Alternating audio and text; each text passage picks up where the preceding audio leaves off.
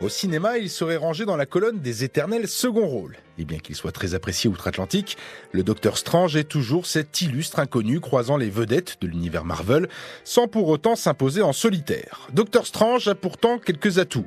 Créé il y a 50 ans par Stan Lee et Steve Ditko, il est le maître des arts mystiques, auxquels tous les autres super-héros font systématiquement appel quand ils ont maille à partir avec des adversaires usant de magie. En France, son nom nous rappelle surtout le titre d'un magazine culte qui a façonné une partie de la culture geek hexagonale. Xavier Fournier, rédacteur en chef du magazine Comic Box. Par association, il est connu parce que le mot Strange évoque beaucoup de choses en France. C'est le mensuel par qui, peut-être pas tout est arrivé, mais en tout cas par qui les comics ont été reconnus en France.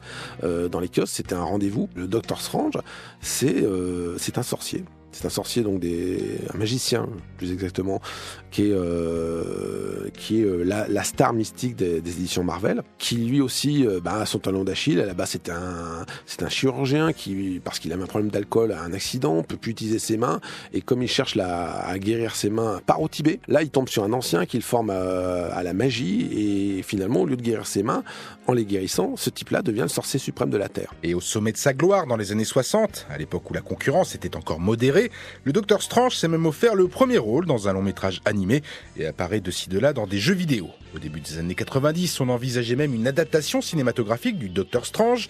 En France, pourtant, c'est tour de magie indifférent encore. Xavier Fournier.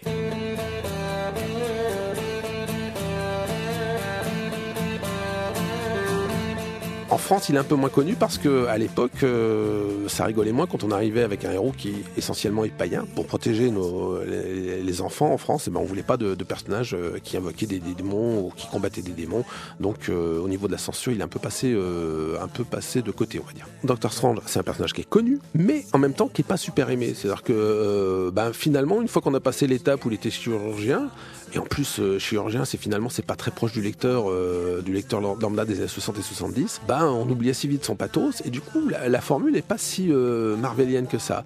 Donc, c'est un personnage très connu, c'est un personnage que les autres héros de Marvel vont voir dès qu'il y a un problème mystique, dès que Spider-Man a un souci lié à la magie, c'est Doctor Strange qui va voir. Mais c'est pas un personnage qui peut faire vivre sa série sur le long terme, parce que finalement, à part de rares moments de chance ou de spontanéité, les lecteurs suivent pas. À noter que si la France reste boudeuse face au Docteur Strange, cette saga a connu un succès inattendu aux États-Unis dans les années 70, surtout auprès des hippies.